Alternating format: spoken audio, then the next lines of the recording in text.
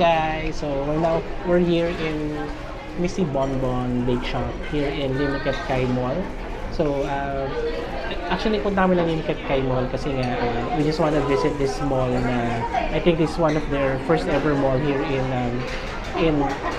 Cagayan de Oro. And you get the feel that this is one of the OG mall here with the structure and with everything.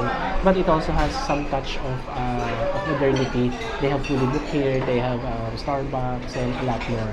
And you can even buy pasalubong here. Meron silang store dedicated for pasalubong only.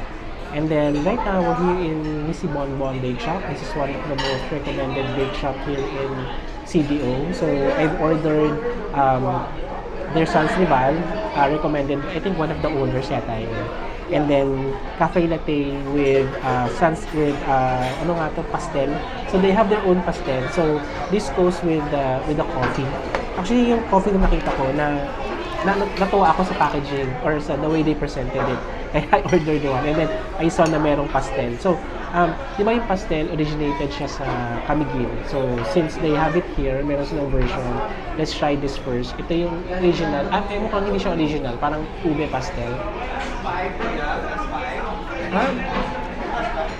Chocolate pastel. Yan, ito siya. Meron silang ube, durian, and the popular jama. Yeah, nice. Okay. And then, let's try their Sans Rival.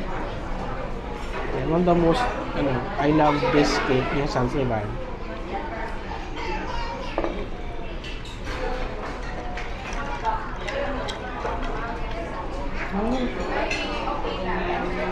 Okay naman.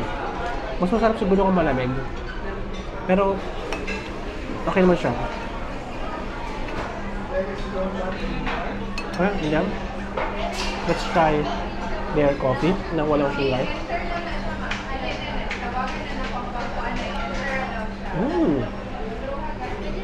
Wow. Their coffee is nice. Ang sarap. Bigyan ng splash of sugar lang. Para lang may kick ng sweetness. Ay, sarap. Ang sarap ng coffee with Sans Rival. Ito nga, yun yung recommended ng owner.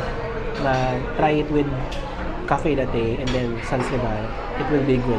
And true enough, it's good.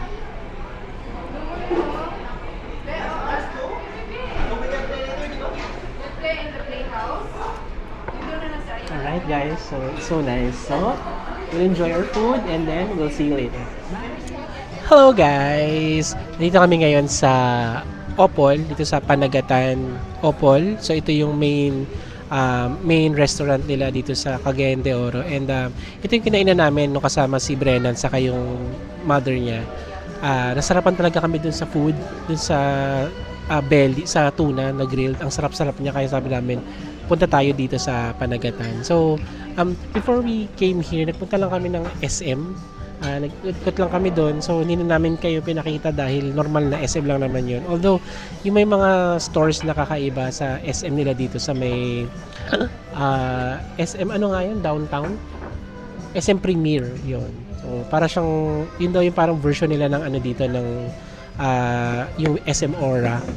So nasa lang siya, nasa main highway lang siya. So ikot-ikot lang kami doon tapos naglakad-lakad para lang bumaba lang kinain namin kanina doon sa may Missy Bonbon na napakasarap ng kanilang Sans Rival. Bumili pala kami ng food doon, ng pasalubong sa office mate namin and sa bahay. Babalikan na lang natin later. So from downtown CDO, nagsumakay lang kami ng jeep going to Gaisano. Kasi sa may Gaisano, doon yung sakayan papunta dito. So, sasakay lang kayo sa may likuran ng Gaisano, sa may parking lot. So, yung mga parang minibus na ang signage ay Langgundian, dadaan yun dito sa Opol and dadaan dito sa Pamagatan restaurant. So, naantay lang natin yung food natin. Nag-order kami nung soup. Tapos yung tuna, of course. Dinadagyan namin ng shrimp. Saka na pa yung sa ating order? Ay, saka yung sisig tuloy. Yung kinilaw.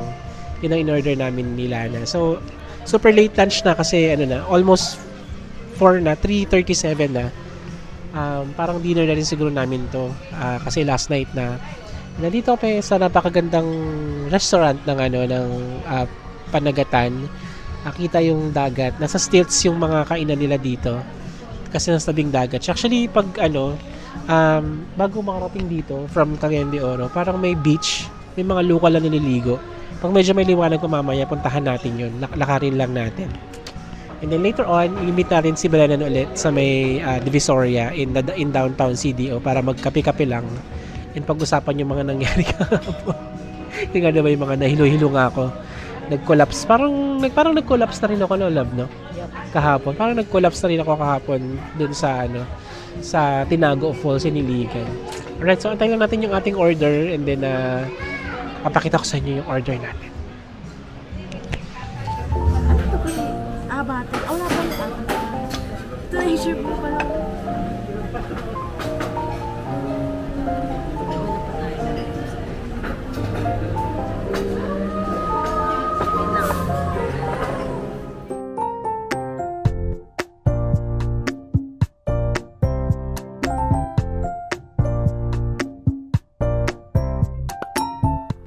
The next day, we decided to go early in the airport since our flight is at 12:30 p.m. So we took the Magnum van in Limketkai. So it cost around 200 pesos for 1 hour travel time. So guys, really enjoyed our trip here in CDO. We enjoyed the food, sobrang mura, and may mga mapupuntahan din naman. Malapit lang yung Marawi and yung Lanao del Norte. So guys, we hope you enjoyed this quick trip, and if you do, please do like and subscribe our channel para may update kayo for our next shop. Thank you guys for watching. Bye-bye!